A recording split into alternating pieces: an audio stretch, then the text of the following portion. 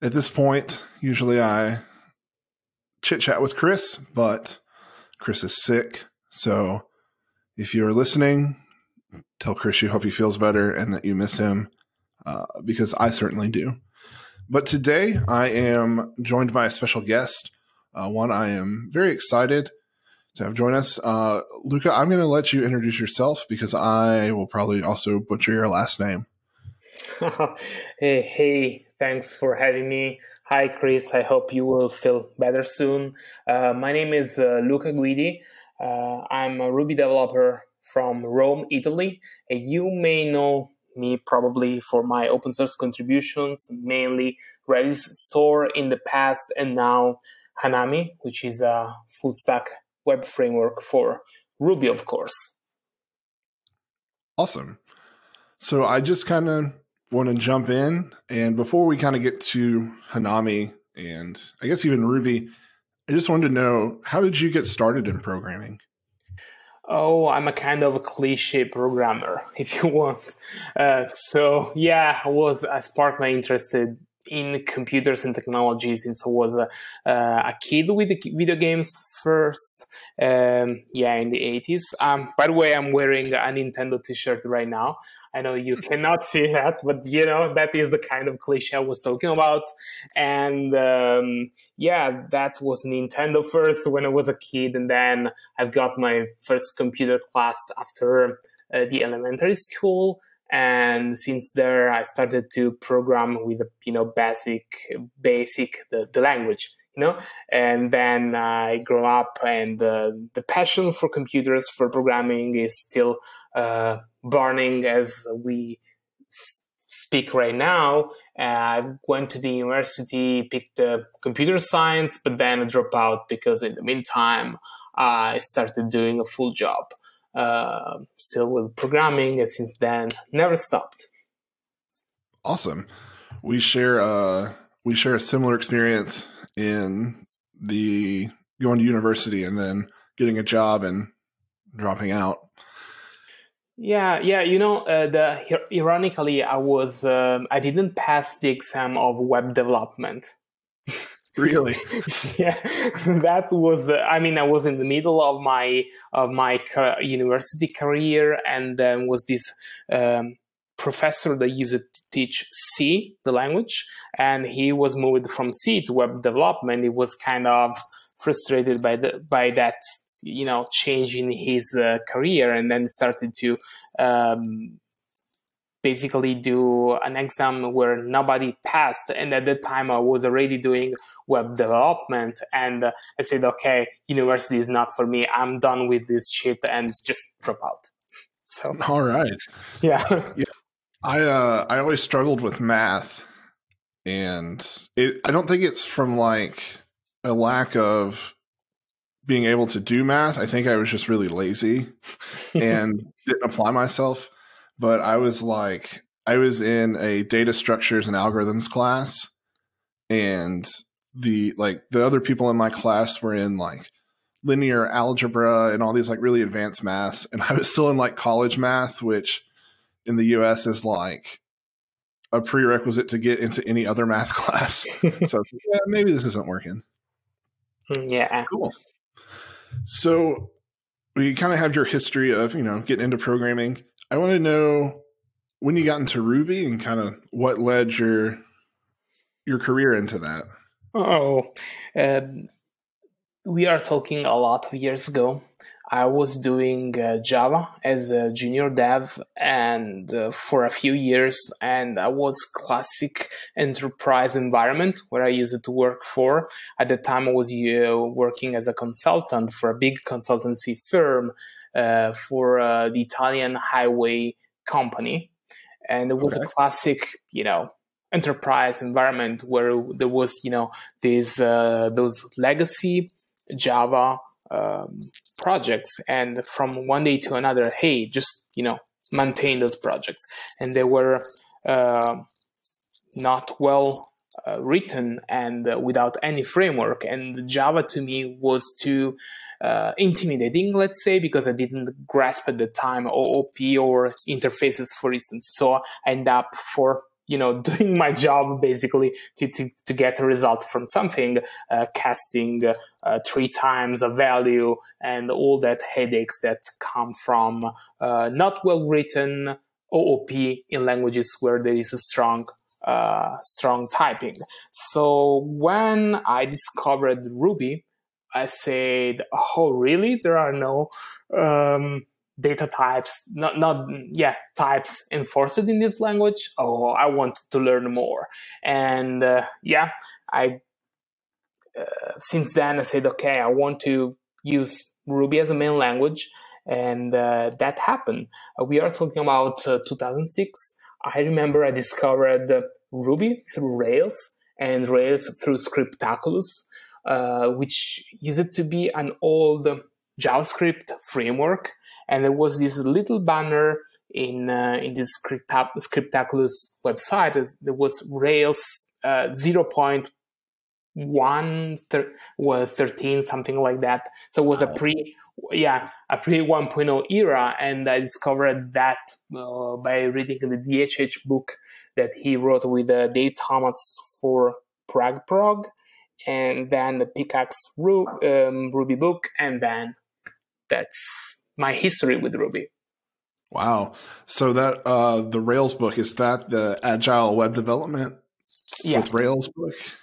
That one, exactly. Wow. I didn't know that existed like pre 1.0, because that book is still around. Like they upgraded every Rails version.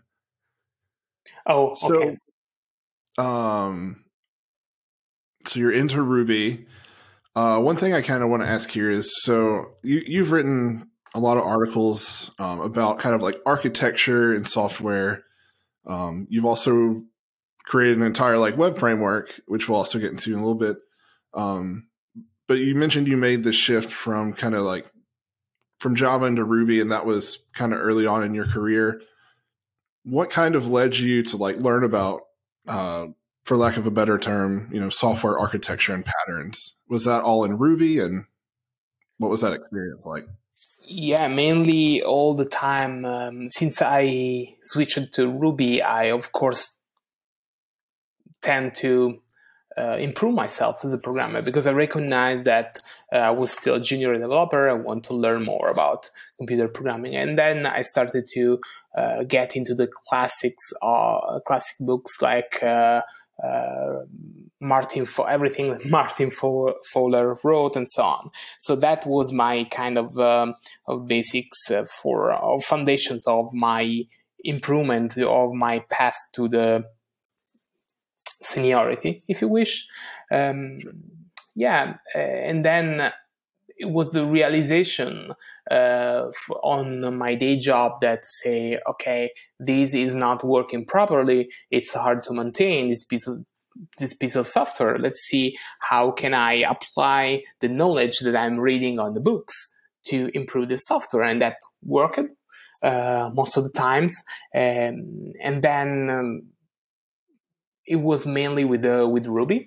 But then lately, in the last few years, because I'm doing as part of my job, I write some Go code. I started to look at a completely different language and start to learn how can the principles of Go can be applied to Ruby as well. Not something really specific, but spreading the day job into different languages helps you to keep a fresh eye on Ruby. Yeah, that's awesome. That's been kind of a thing I'm learning lately too, because in the day I just work in Ruby, but like last couple of years, like not everybody, a lot of people talk about like functional programming, and they start to like, it's like it's being rediscovered, and people are kind of preaching the benefits. And there's a lot of things I'm like learning, like paradigms in there that I kind of like, I start to apply in Ruby. And, you can't just like pick up functional programming and just like put it into Ruby, but things like dry RB and ROM and things like that. And, even some of the Hanami stuff, like it's starting to like make me feel like I'm writing, different Ruby and sometimes better Ruby. Oh, thank you. Speaking of functional approach, let's say in Ruby, I started looking as well. Also because we are doing a really close collaboration with the Dry and ROM since a few years now, and I discovered that basically nasty bugs that may happen in large applications are sometimes due to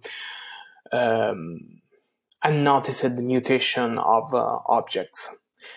So having borrowing one of the principles from functional programming, like immutability, helps you to reduce the amount of bugs. Or another, structuring the objects following a strict pattern of passing dependencies to the initializer of an object and params to the main method, which usually is call, helps you to draw a line in distinguish between the dependencies and what is the data that you are passing on and you are manipulating. That clear distinction, helped me a lot in my day job, where I partly use Hanami to write better maintainable Ruby code in general. That's awesome.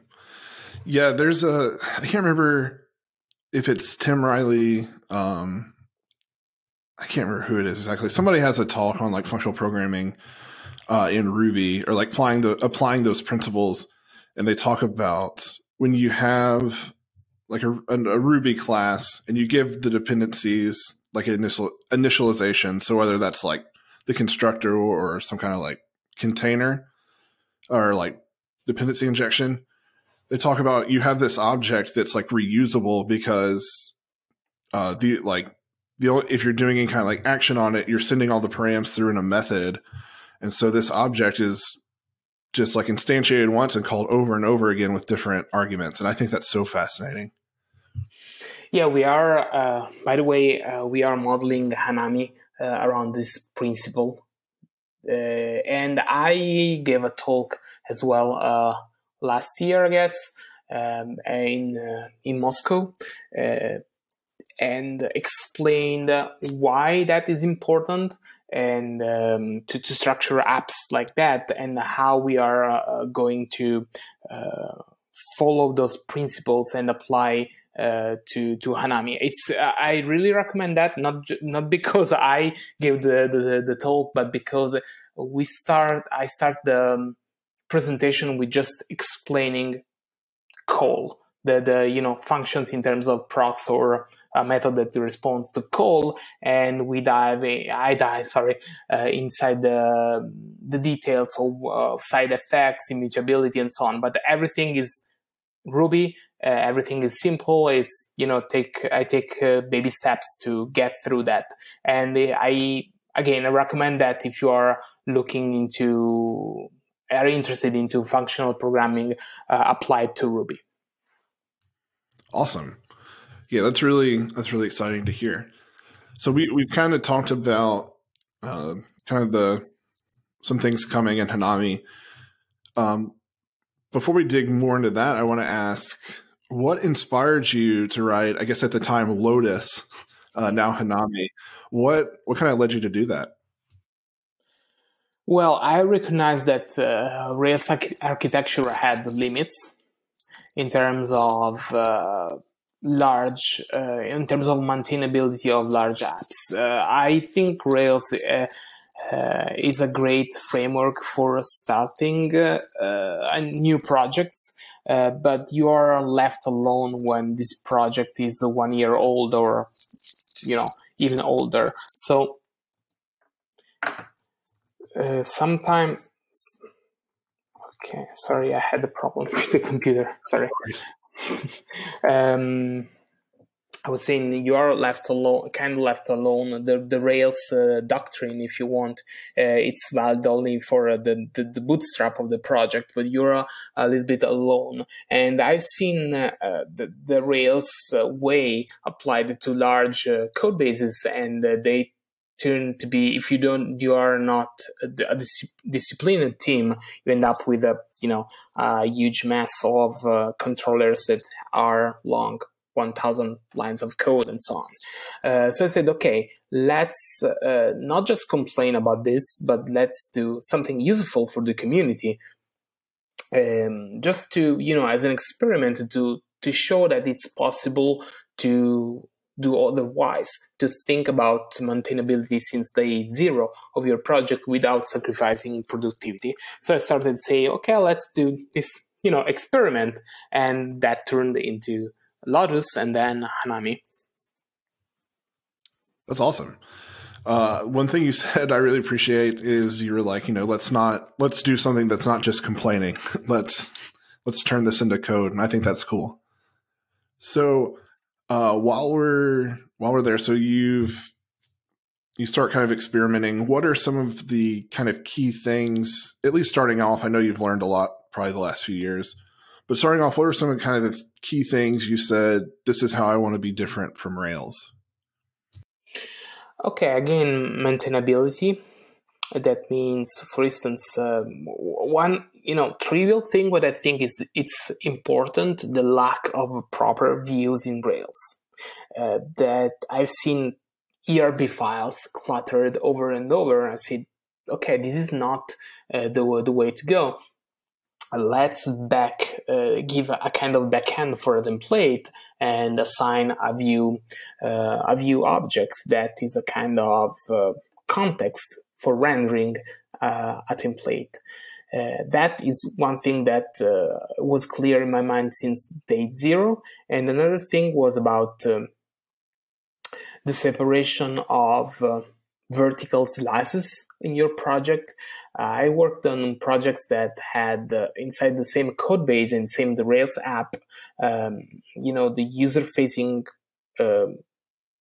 website / the user-facing app / the admin panel / the API and so on, and right. several products, everything crammed inside the same repository without a clear separation of those. So the idea of support vertical slices inside Hanami was something that I want to support since day zero. So you have a separation of those but it's a clear separation. And the day you say, hey, this is not gonna scale anymore, you can pick that slice, extract into a separate repository, into a separate server, whatever, but it's ready for extraction. Yeah, that was one of the two elements that are on top of my mind. Yeah, that's awesome. I think the first time I ever worked with Hanami, I was still pretty early in my career, even as a Rails developer. But I remember sitting down, and there were, I think, 3 things that kind of stood out to me. And I tried to give a talk on it one time, and it was kind of about these things. The separation of view and template is really I really enjoy that, because there's a lot of times in Rails apps, there is no layer between the two, and so I end up using something like a decorator or presenter kind of as I don't want to put these view related methods on the model, and I don't really want to make a bunch of Rails helpers. So yeah, I really appreciated that. And also, like you said, the separation of apps, that never really occurred to me before that, because there's a lot of times I was building these admin panels, and they weren't separate apps. They were just namespaces. So the user-facing app is in the root directory, and then there's an admin directory that has a whole nother world inside of it. And then, yeah, go ahead. Yeah. Yeah, I mean, apart from the mess that it may happen when you're in a fast-pacing world like startups world, it may happen that you commit a lot of sins, if you wish, to just cram code over code, features of features. But the point is, where you allow you're too permissive as a framework, then there can be a kind of abuse, if you want, from developers. Whereas a framework that has more strict boundaries helps you in the long term, I believe. And again, I support with Hanami the concept of monolith first, which is something that still Martin Fowler bring to the computer science community. That means go ahead and write your monolith, because it's the fastest thing that you can do for your company. But then I still believe that there is in the long run, after 5 years of a monolith, you might want to consider to have a better structure of your infrastructure of your product. And then is the time when you want to say, hey, to thank your framework, because it allowed you to draw a line since the first day you wrote that project. Yeah, that's awesome. The third thing for me was, I remember sitting down, like looking at the controller section, and each controller action is its own like class. And I was like, this feels so good. Like little tiny pieces that are like kind of singular focus. I would love to kind of hear like how you went with that structure, like why you went with that versus having one big controller file with a bunch of actions. Because I didn't like big controllers. No, I'm joking. Right. Yeah, the point is that with large controllers, you end up having a lot of private methods that are used, with by one action or another action and so on. So there is no single purpose of a controller. Whereas if you shape around for each endpoint, you have an object. Everything that is in that object is useful for serving that HTTP request, and they are much easier and much easier to test, and much lightweight to be loaded for the Ruby process. So still today, I have to explain this distinction, but to me, really, it feels more natural to have one endpoint, one object, rather than a bunch of endpoints assigned to the same objects. To the same object, which is a Rails controller. It feels unnatural to me. It's more, again, natural to have one endpoint, one route, one object, one relationship. That's it. Yeah, it's great. It's a pain point I didn't realize I had until I saw that. And another thing I think too, like when I'm like testing applications or specifically Rails applications, like I dread testing controllers because there's usually like so much in that world that you have to test.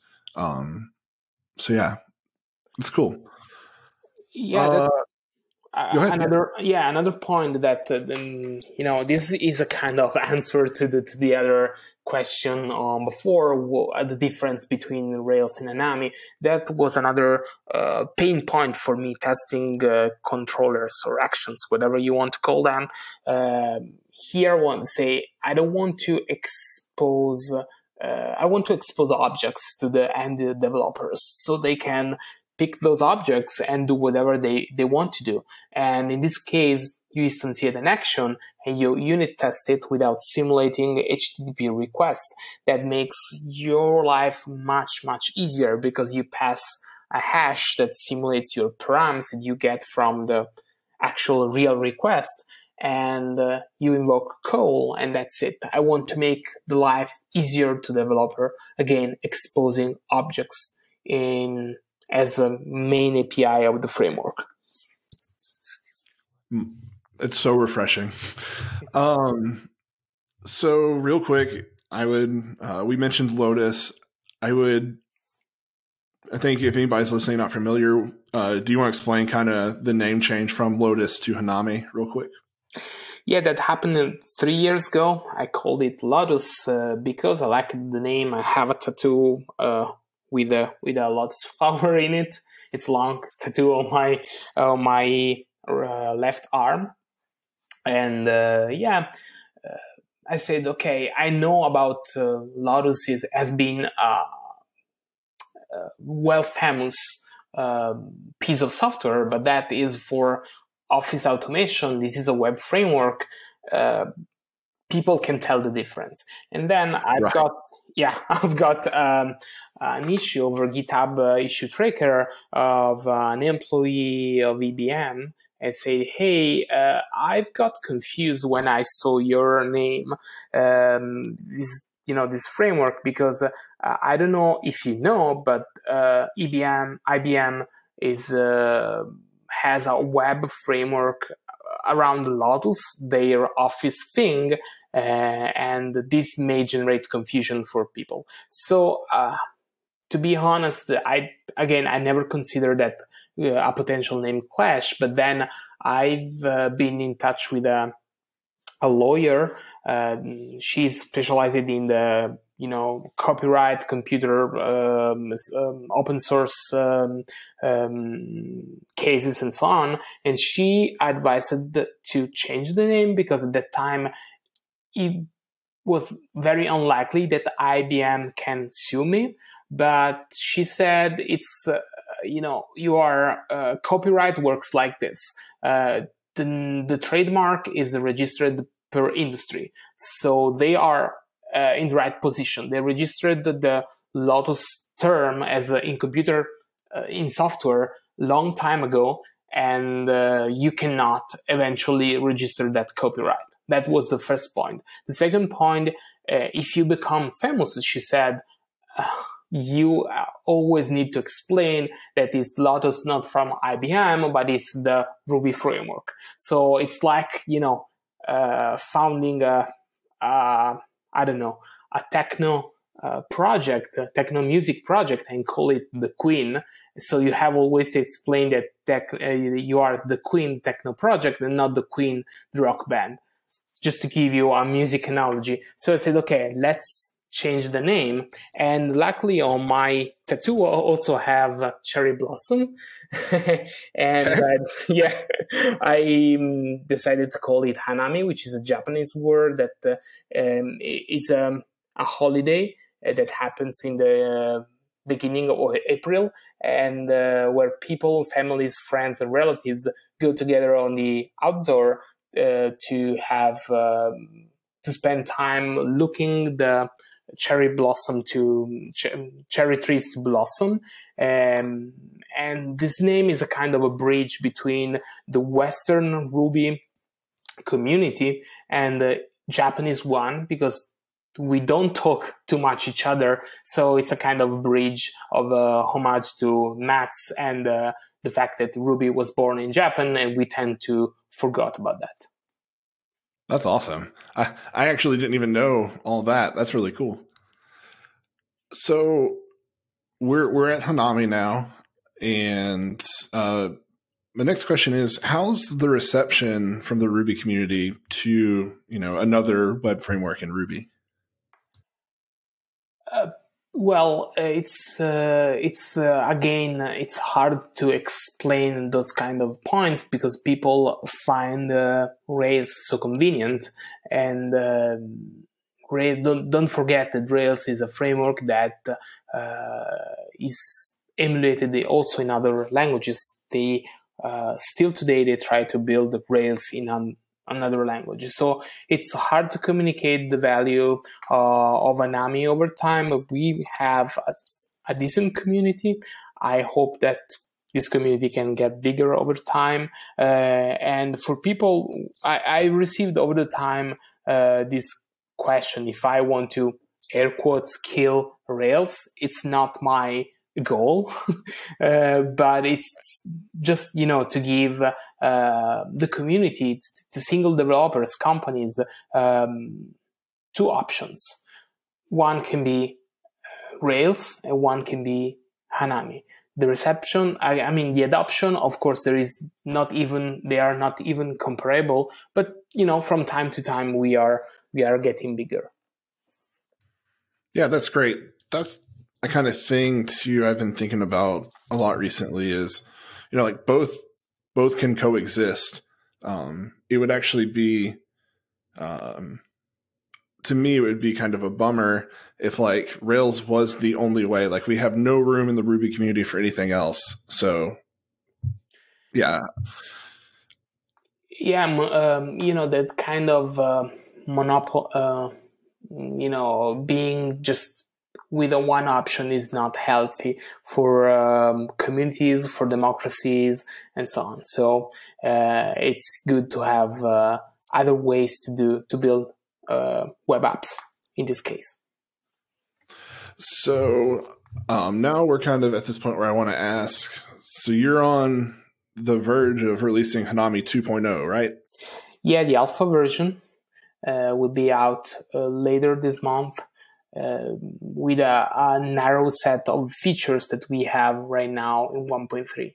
Beware, this is just an alpha version, a kind of preview of the principles that we are applying to the framework. So it won't be fully functional, but you get an idea, a sense of the direction of the framework. And again, we are applying all the principles that we discussed in this during this chat. That means a blend of functional approach. We try to use immutability as much as possible. In the first place, to avoid nasty bugs that are hard to trace, to encourage multi-threading in some cases, and also to reduce the memory footprint of the web application. By doing so, basically freezing all the objects that belong to the framework and reusing over and over for each incoming request. Sorry. I was just saying that's cool. Oh, thanks. I didn't run benchmarks yet because it would be silly to do at this point, at this stage of the development. But I feel confident. I rewrote the router as well because it was depending on HTTP router, which at this point is maintained. It's an old gem, and this new version is much faster. And by using those principles, it's also faster than 1.0. We will see how it goes for the whole Hanami projects. That's exciting. So there was, I think it was a blog post when 1.3 released, and it said, moving forward, we're focusing on 2.0, and we're also kind of, and you mentioned this earlier, like deeply working with like the dry RB team and the ROM team for this release. Do you have maybe some specific examples of, how you're working with them and maybe on what you're working with them? Yes, absolutely. We already in the 1.3, since 1.0 series, we had an integration with both ROM and dry libraries. We try to to facilitate the access to those libraries that sometimes can be hard to grasp. But now what we are doing is basically on the dry side is to reuse as much as possible the libraries that Dry is offering. The goal is to reach the maturity of that ecosystem. So we are using Hanami as an example of how dry gems can reach the maturity in terms of adopting them. For instance, for the configuration, we are planning to use dry configurable. So it would be tight. We will kind of will be kind of first citizens for the dry ecosystem, and that helps to get dry more mature, but at the same time for us to reduce the repetition of libraries of maintenance effort that we have between Hanami, Dry, and ROM. So dry is for the low-level stuff. I recently wrote an inflector library directly on the dry ecosystem because it made more sense to live under their ecosystem, and we are directly adopting it, and that reuses code from Hanami utils, for instance, and we are dropping that part of Hanami utils to have just one focused effort on inflections, for instance. And the other part is the view layer of Hanami would be based on dry view. That brings the experience of the dry community, but also the experience will be driven by the experience of Hanami. So we will basically drop what we have right now. Team is rewriting the view layer, and then basically it would be the same thing. Dry view and Hanami view will be the same thing, but you will still see the Hanami namespace, but it would be the same thing. So we are trying to merge stuff that is clearly overlapping with dry. With ROM, the fact that we integrated ROM for the repositories and dry types for the entities helped a lot ROM to understand how to improve usability.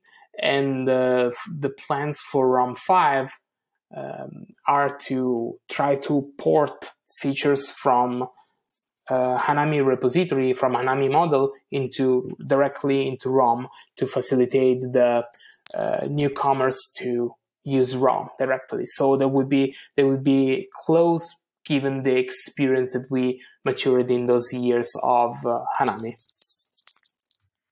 That's really awesome. It sounds like the three kind of projects working together is actually, in a way, helping each individual project on its own. And that's really neat. Yeah, that's what's happening, and we discuss every day about how we can improve the libraries and the design of the code. We are kind of I don't want to say the same team at this point, but we are still keeping the individual ecosystem as they are, but we are going in the same direction, working day by day basis towards that goal. That's great.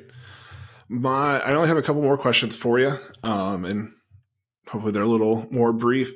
Do you find yourself working in any Rails applications these days?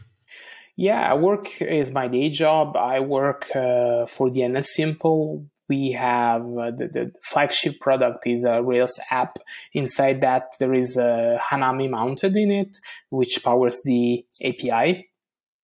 So I work more on the back end of the things, both on the API and the back end of code. So lately, I don't see any UI, any Rails specific thing, and I'm happy working on the back end. So yeah, the ecosystem is still Rails, but I work mainly with Ruby, and as I said, with a few things with Go. Yeah. Okay. Cool. And the other question I had, and we can kind of wrap up around this one.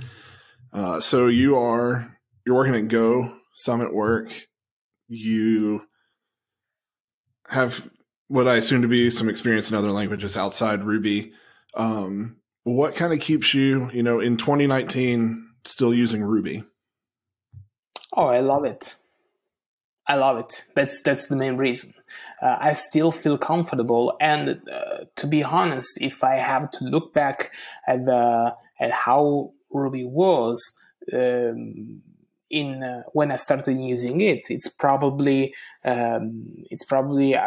a completely different language in some ways, and the core team of Ruby is doing a great job, not just improving the speed, but trying to adopt some principles that I like. For instance, in Ruby 2.6 is the composition of procs, which screams for functional programming, and Right. the language is getting better. I'm in a position where I still love it. I still I'm still comfortable with the language. I think it can be used for really in meaningful and successful ways. So I don't have any reason to switch to another language. That's awesome. My goal this year more is to talk to people in the community, and there's a lot of I don't use Ruby anymore, but there's a lot of us who still use it. And so I just like to hear that. So I've seen that you recently wrote a blog post about that, right? I did. Yeah. Just kind of, instead of being like, these are the things I don't like about Ruby, I was kind of like, here's why I still use it this year. So I actually lied. I have one more question. And hopefully it's a pretty simple question. If for anyone listening who wants to go start writing Hanami today, if they build a stable 1.3 app, do you kind of have in your mind what the upgrade story to a 2.0 app will look like? It would be probably not an easy path, to be honest, but because there are differences. For sure, there would be differences, but we are taking this big leap between 1.3 to 2.0, and I feel that would be the final step, the final shape for Hanami, in the sense that when I released 1.0, I was happy, of course, but to have reached that milestone, but I was sure that wasn't the final shape, the final design of the project. Now I think we are reaching the point of maturity where the architecture will change a little bit. There will be, again, breaking changes, but don't be afraid about that. We have a great support, and I will do more and more videos to explain how to jump from 1.3 to 2.0. As any major release will be, again, not backward compatibilities, but that is for the good of the future of the project. Sure. Awesome. I can't thank you enough for joining me. It's a project I keep my eye on. I haven't got to build Hanami projects part of a day job, but I absolutely admire from a distance everything you and the team are doing. So thank you for not only joining me, but for Hanami. First of all, it was a pleasure to have this chat with you, and I think I am happy to help the Ruby community, to give back to the Ruby community, because again, I'm happy with the language. It's a fantastic language, great community, really friendly and welcoming. So it's my honor to give back to the community. Awesome. Well, thank you so much. And for those listening, I will see you next week. Bye.